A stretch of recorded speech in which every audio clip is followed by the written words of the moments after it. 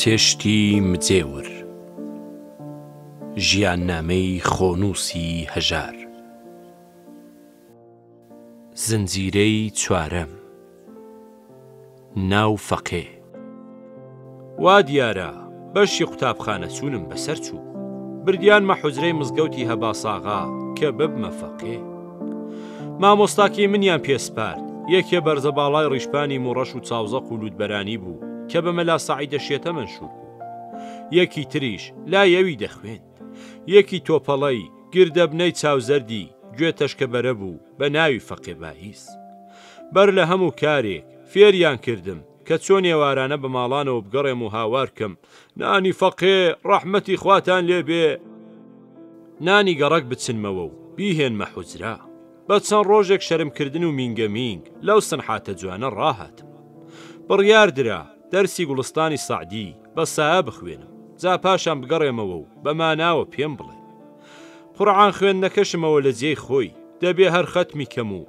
زۆریشم ڕەوان بێ مەلا سەعید هەر عەرەبی کتێبی دەزانی تەنانەت نەیدەتوانی ناوی خۆی بەڕەوانی بنووسێ مەشق و خەت و فارسی لە ملی فەقێ باهیس بوو ڕۆژێک وەک بەڵای ناگەهانی منداڵێکیان هێنا حوجرا کە بە تەمەن لە من باوخۆشتر و بە باڵا لە من کورتە باڵاتر بوو یەکێکی سووری چاوزیت لێم بوو بە عیزرائیل دەبووە ئەویش گوڵستان بخوێنێ هەتیوە وەندە زیرەک بوو کە نەبێتەوە من بە هەزار گێرە و نێرە دوو خەتم ڕەوان دەکرد ئەو پەڕود و پەڕی تێدەپەڕە وە گاگری قودرەتێ وابوو جاوەرەزل لەو چەپۆک بخۆ کە بۆ ئەو هێندە و هێندەی ڕەوان کردووە و تۆ هەر منجەمنجت دێ هەر لەبەر خۆمەوە لەخوا دەپاڕامەوە ئەو بەدفەڕە بمرێ و لە کۆڵ دنیا بێتەوە ناوی ئەویش عەبدوڕەحمان کوڕی سۆفی مینە بوو کە لە دوا ڕۆژدا بە ناوی زەبیحی ناسرا زەبیحی وەک من فەقەی دایمی و ڕەسمی نەبوو دەرسی دەخوێند و دەگەڕاوە ماڵە خۆی وردە وردە پێکەوە بووینە ئاشنا و لە دەرسی گوڵستان یاریدەی دەدام و ئەو ئاشنایەتیە پتر لە 50 ساڵ دەوامی کرد و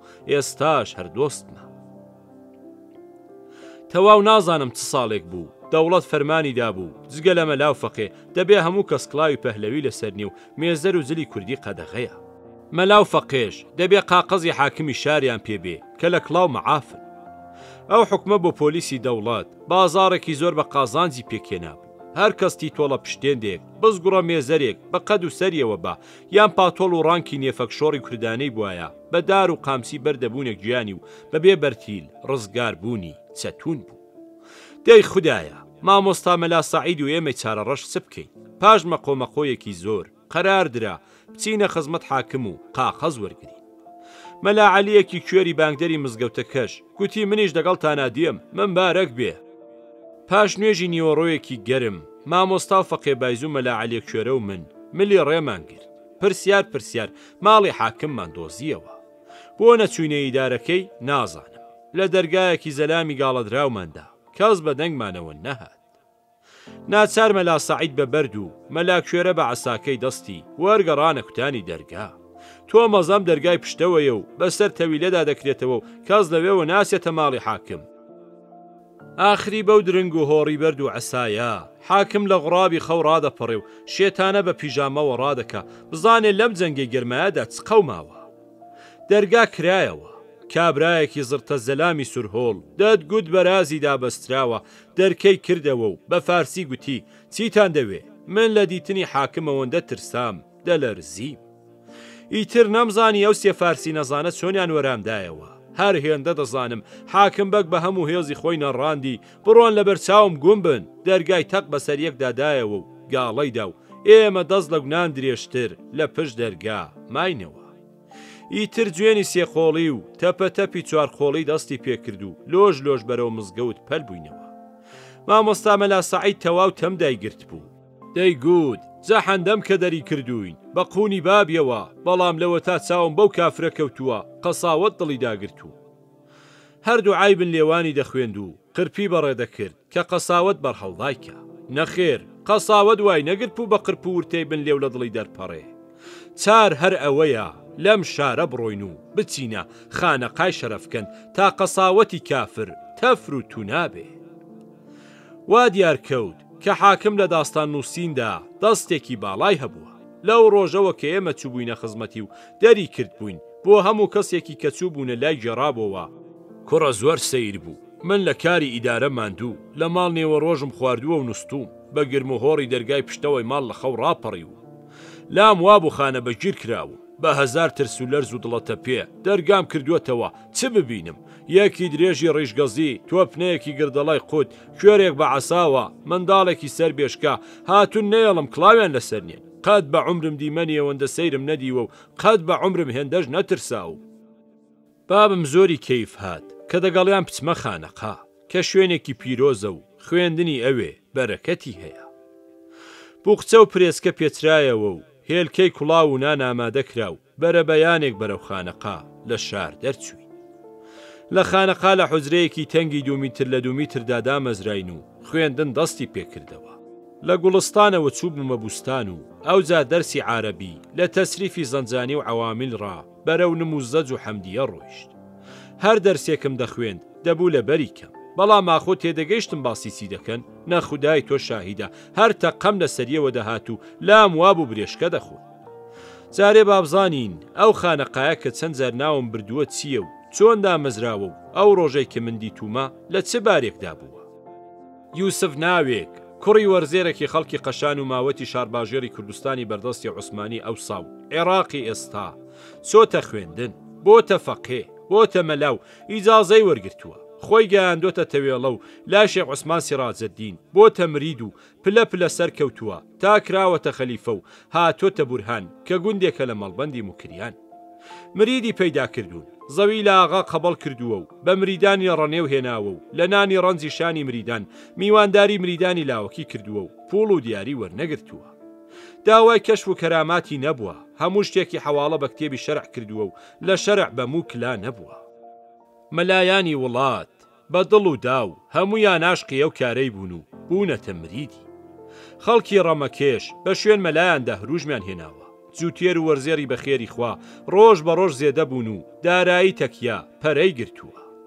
مڵک کراوە و بەشی ئاغای لێ نەدراوە. پاش چەند ساڵێک کە گوندی شەرەفکەند بۆتە مڵکی شێخ خانەقا لە قشلاغی شەرەفکەند بنیاد نراوە.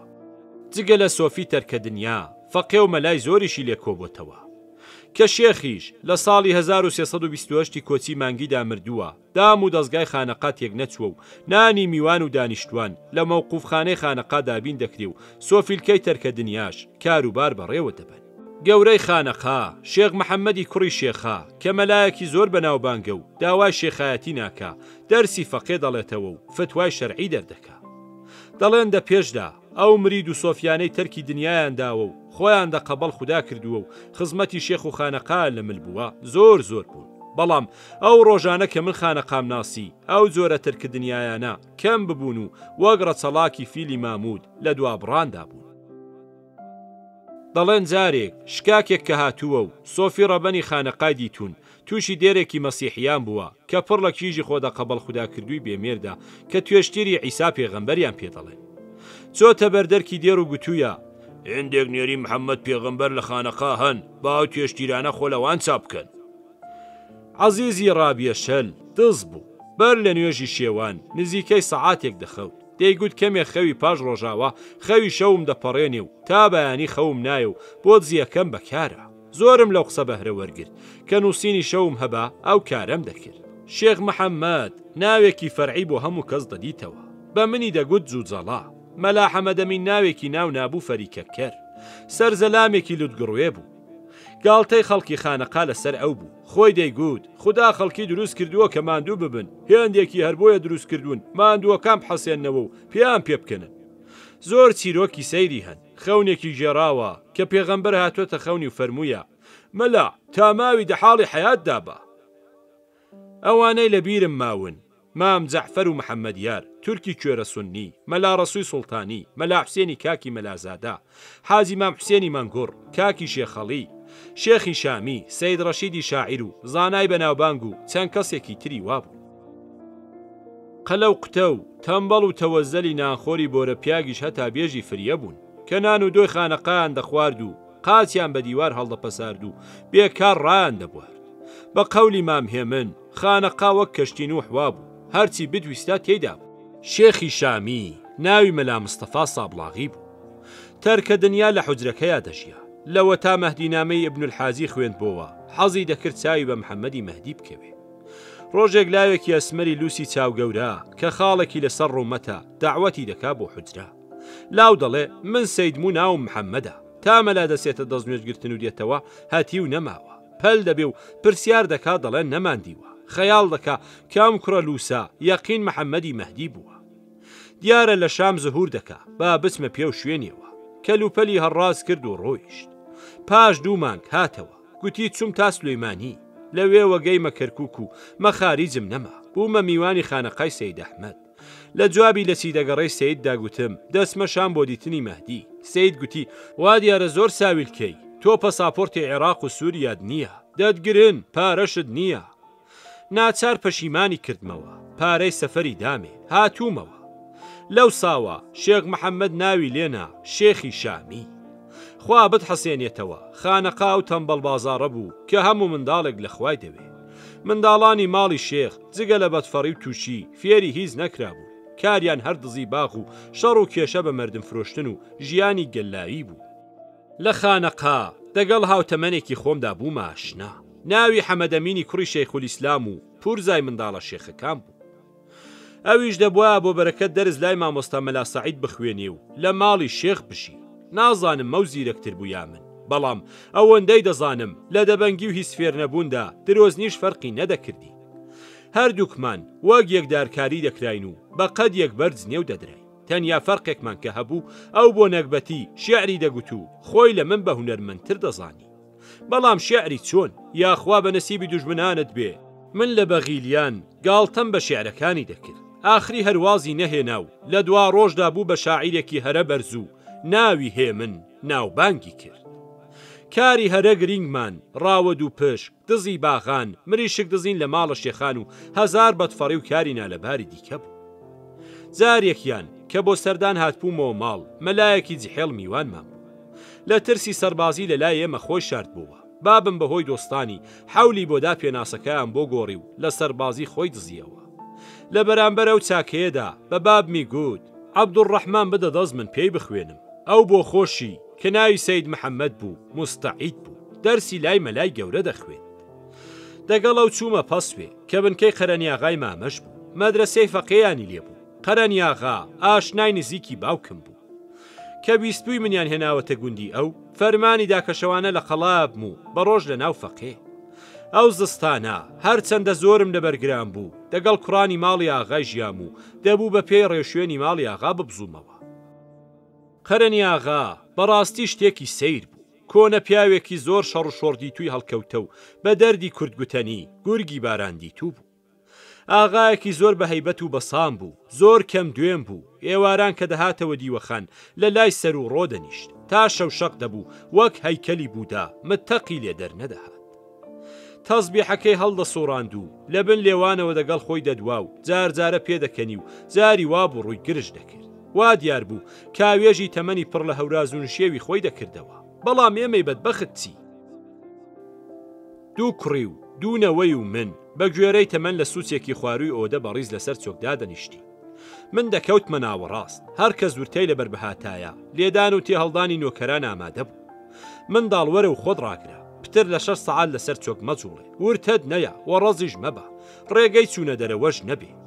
ناچار بووم بۆ خۆم بەزمێکم ساز دەکرد، هەرکە ئاغا چاوی لێ خافڵ دەکردین ئاوڕم لە منداڵان دەداوە و زمانم دەردێنا و لیچم لێ خواردەکردنەوە. لە پڕمەی پێکەنینیان دەدا، دەست بەجێ ئاغا بانگی دەکرد وەرن بیان بن. هەر یەکەی لە پاشخانەی دیوەخان بەر شەق و زلەی نۆکەران دەدران و دەبوو بە گریان و هاوار و دەهاتنەوە شوێنەکەی خۆیان. ئاغا دەیفەرموو هەی بێ حەیایانە، ئەنگوە هیچ نابێت چاو لەو کوڕی حاجی مەلاکەن، چەند بە شەرم و عەدەبە. خۆزاتی ئەوەشیان نەبوو بڵێن تاوان لە بنسەری ئەودایە. ڕۆژێک کە بەفر بوایە، زەلامێک هەبوو بە ناوی کوزەر، دەبووە لەسەر قەلاندۆشم دانێ و بمباتە حوجرە و ئێواران بمهێنێتەوە.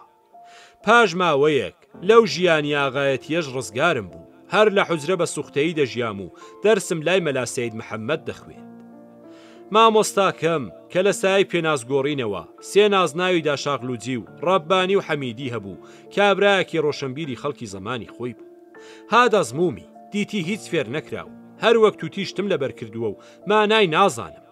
کتێبی ڕێزمانی عارەبی تازە بابەتی میسری پێدەخوێندم بە زۆری زۆرداریش قەسایدی کۆنی عارەبی پێ لەبەردەکردم کە لەوانە ئەوی لە بیرم ماوە قەسیدەی ئەمری ئولقەیس لە سەبعەی معەلەقە و لامیەت العەجەم توغڕایی بوو بۆ خۆشی زۆری لە شیعرەکانی نالی لەبەر کرد بوو عاشقی سەید جەمالەدینی ئەفغانی بوو دنیایەکی دەربارەی ئەو کۆ کردبووەوە و ڕێکی کرد بوو لە پاش ساڵێ سڵا ماڵێ من تازە کەمکەمە تامێکم لە خوێندن دەکرد لەو سەردەمانەشدا وەک دەڵێن خەریکی خۆناسین و بۆڕبوون بوو دڵم چوو بۆ سەرکیژێک کە عەرز و ئاسمانی لەبیر بردبوومەوە دەڵێن عیشقی ئەفلاتونی درۆیە بەڵام باوەڕ دەکەی یان ناکەی بە هیچ جۆرێک ئارەزووی جنسیم لەگەڵ ئەو کیژە نەبوو هەر پێم خۆش بوو بیبین و هیچی تر قەت لە بیرم نەدەچوو گڕی چرام دەدی گوێم لە دەنگی خۆش دەبوو چاوم دەبڕیە ئەستێرەی ئاسمان مانگ دەست بەزیە دیداری ئەوم دەهاتەوە بەرچاو ئاخم هەڵدەکێشا و فرمێسکم دادەباری قەت ورەیەوەشم نەبوو پێبێژم تۆم خۆش دەوێ چونکە ئەو زۆر نازدار و کۆک و پۆشتە و بابی دەوڵەمەند و من فەقیر بوو ئەگەر چی بەڕواڵەتیش زۆر دۆست بووین و زۆرم لە ماڵی ئەوان ڕادەبوارد بەڵام هیچم نەدرکان خولاسا عیشقی پاک و خاوێنم بەسەردا هات و ڕابرد و پاش چەند ساڵ ئەما گرەدا مرد و کوژایەوە جارێکی تر هاتمەوە و سیپاڵم لە خانەقا بە زەوی دادا بەڵام ئەمجار شێخ محەممەد بۆ خۆی دەرسی ئوسوڵ و هێندێک شەرعی شافعی پێگوتم دەگەڵ فەقێیەکدا بە ناوی ئەسعاد هەر لە حوجرە تەنگەبەرە کونەگورگینەکەدا بووین ئەسعادی هەواڵم شەڕێکی کرد بوو دەریان دەکرد منیش بە ناوی هەواڵەتی ئەو گوتم دەگەڵی دەڕۆم شەوێکی درەنگ بوخسەمان بەسەر گۆچانەوە کرد و چوینە گوندێک بە ناوی ئیساکەند ڕاست چوینە حوجرەی فەقێیان کە لامان وابوو ئاوەدانە بەڵام چۆڵ و هۆڵ و تەنانەت حەسیرێکیشی تێدا نەبوو حوجرە تاریک و ڕایە خۆڵ و هەردووکمانیش برسیمانە دەی چ بکەین گوتم من دەچم نان سوال دەکەم و ناو دێکەوتم شەو زۆر درەنگە هەموو ماڵ نوستون لە دەرکی هەر کەس بدەم لەوانەیە تووڕە بێ لە دوای گەڕەکە ماڵێک حەوشێکی زلم دیت ویستم بە سپایی دەرگا چەپەرەکەی بکەمەوە و لە نزیکەوە بانگی نوستووەکان بکەم کابرایەک دەنگی دام کێی بۆم گێڕاوە کە کێم و چیم دەوێ گوتی دەبڕۆرەوە حوجرا ئێستا دێم هێندەی پێ نەچوو کابرا کە خۆی زەلامێک بوو دەگەڵ یەکێتردا نقەیان دەهات حەسیر و بەڕە و نان و کەرە و شیرێژ و سەماوەر بەدام و دەستگاوە و چرایان هێنابوو کابرای خانەخوێ گوتی شەرتم دەگەڵ بکەن تا ئێوە لەم گوندە بن نەچنە نانسنینەوەی ماڵان و من بە برای خۆتان بزانن ئەرێ فەقێ ئێوە گۆرانیتان پێخۆشە من ناوم کەریمە کوێری گۆرانی بێژە هەر وای گوت و ملی لێنە ئەوی دەیگوت نەیدەکتەوە وەک دەڵێن ئێستاش بەسەری پیری خۆشی ئەو شەوە و دەنگی کەریمە کوێرم هەر لە بنی دداناندایە لەوێ دامەزراین ڕاستت دەوێت دەرسی مەلا بۆەوە نەدەبوو پیاوی لە بەرپحەسێتەوە پاش ماوەیەک وەڕاست بووین بڕیارماندا بڕۆین ئەوەم لە بیر چوو کە بەر لەوە لە خانەقا دەگەڵ ئەسعەد ببمە هەواڵ هەر لە خانەقاوە ڕۆیشتم بۆ ناو مەنگوڕان لە لای مەلا ڕەسووی کەرمنداری بوومە فەقێ کە چوار فەقەی تریشی هەبوون بەهار بوو مەنگوڕ لە کوێستان بوون ئێمەش کەپرێکمان کرد بوو نزیک بەهۆبە دەژیای هەڕەمەی لاوەتیم بوو دنیایەکی ئازاد و هەوایەکی خۆش و جوانی و لەباری کیژە مەنگوڕان گاڵەی دەکرد مەستی لاوەتی بووم و عەقڵ و خوێندن لە حەوت کێواناوا بوو ویستم لە کەرمندارەوە بچمەوە ماڵ سۆفی عەلی ناوێک بارگینێکی جلکراوی دامێ کە بە پێ نەڕۆم لەو سەر کە دەگەڕامەوە لە کوێستانێکی فاراوێ سەیدێکی خڕکەڵا هەموو گیان فیشەک و دەمانسە و تفەنگ لە کەنداڵی کانیەک دەرکەوت و هەرای کرد فەقێ ئاگرت پێیە سیغارێکی بەدەستەوە بوو زۆر ترسام هەڵم کوتاغار و سەر بەرەژێر هەڵاتم تفەنگێکی بەسەر هەڵتەقاندم بەڵام دەرچوو لە ڕەشماڵی مام حەسەنی ئافام بوو پاش نوێژی شەوان مەلای دێ کە ناوی مەلا ڕەحمان بوو هات گوتی سەیدێکی چەکدار داوای ئاگری لێ کردم جڵەوی گرتم و ماینی لێ ساندم هەرەو شەوەش چەنگا زوود لە قۆز لێ دزرا بوو دیار بوو من چاکم خەلاس بووە ڕۆژی دواتر لە گەدەی کوێستانی مەنگوڕان چەند کەسێکم دی کە لەسەر کانیەکلی چیان لێ نابوو چەکدار بوو زانیم چەتەن بەڵام ڕێگەی هەڵاتن نەبوو سەلامم کرد و چوومە لایەن دانیشتم نان و چام دەگەڵ خواردن زانیان فەقێم و مای نامانەتیە گوتم برا جومعانە نادەم بە فەقێ یەکیان گوتی ئێمە دەبینی چەتەین ڕوتت ناکەین مەمنون بە دیسان دوو قڕانیەکی زێویان دامێ کە دام بە گیسکێک بۆ حوجرا لەو سەردەمانەدا واتە لە هاوینی ئەو ساڵا 1315 هەتاویدا گوتیان سێڵاو هاتووە و شاری سابڵاغی بەجارێک وێران کردووە. شەویش خەونم دیت ددانەکانم کەوتون کەوتمە نیگەرانی دەبێ باوکم چی بەسەر هات بێ. بە هەڵەداوان هاتمەوە شاری سابڵاغ بەڕاستی بەڵایەکی گەورەی بەسەر هات بوو. مەلا مارفی کۆکەیی بە قەسیدەیەکی زۆر پڕ بە پێز باسی کردووە دەوێدا دەڵێ لە تاریخی 1303 پەنجی شەمسیدا بە ڕۆژی جومعە 12 جیمی 1 نۆی ماهی موردادا. یانێ من تەمەنم 15 ساڵ بوو، 2 خانومان هەبوون، سێڵاو بردبوونی و 3 کەسی فەقیریان تێدا خنکا بوو. بابم کە لە یەکێکیاندا خەریکی قورعان خوێندن دەبێ سێڵاو هێرش دەکا بەسەریاندا، خۆی خەلاس دەکا و قورعان ئاو دەیبا. جومعە بووە و زۆربەی خەڵکی شار لە باغاتی خواروی شار سەیران دەکەن، دەست دەکەن بەگرتنەوەی سر و سیپاڵی ئاوماڵک. یەکێک قورعانەکەی بۆ بابم هێنابووە. پێویستە وەش بڵێم بابم لە دەوڵەمەندی کەوت بوو، قەرزداری خەڵک بوو، دوکانێکی چیتفرۆشی لە قەیسەری سابڵاغدا هەبوو. هەمیشە هەر خەریکی خوێندنەوەی کتێبی دینی و تاریخ بوو، لای وابوو قازانجی گەزەچی تێک لە 2 شایی پتر بێ حرامە. سەودای دەگەڵ ژنان نەدەکرد، تەواودا بوویە باری کسی، چاویشی کەس ببوو. لە ترسی کڵاو لە سەرنانی پەهلەوی چەند مانگێک ماڵی بەجێ هێشت و لە خانەقا دەژیا. ئاخری ناچار لە شار بارمان کرد و چووینە گوندی تەرەغا لە نزیک بۆکان کە 2 دانگمان هەبوو. بریتی بوو لە 4 جێجووتی دێمەکار و کەم ئاو کە بەهرەی ئەوەندە نەدەدا پێی بژین. 2 خانوشمان لە شار هەبوو، زۆر فەقیرانە و قوڕین، کرێیان زۆر کەم بوو. جا لە سێڵاوەکەدا ماڵمان لە گوند بوو، باوکم بۆ سەردان هات بۆ شار. دوای ئەو سەردانەی باوکم چوومەوە کەرمندار، پاش ماوەیەک چوومە تورجان و لەوێ ڕاهاتمە سابڵاغ. لە مزگەوتی بازار بوومە فەقێ لە لای مامۆستا مەلا حوسێنی مەجدی زانای مەشهور. جگە لە دەرسی سەرف و نەحو قەسیدەی بانەت سوعادی کەعب ئیبن زوهەیر و لامیەت العەرەبی ئیبن الوەردیم لای خوێند و لەبەرم کردن.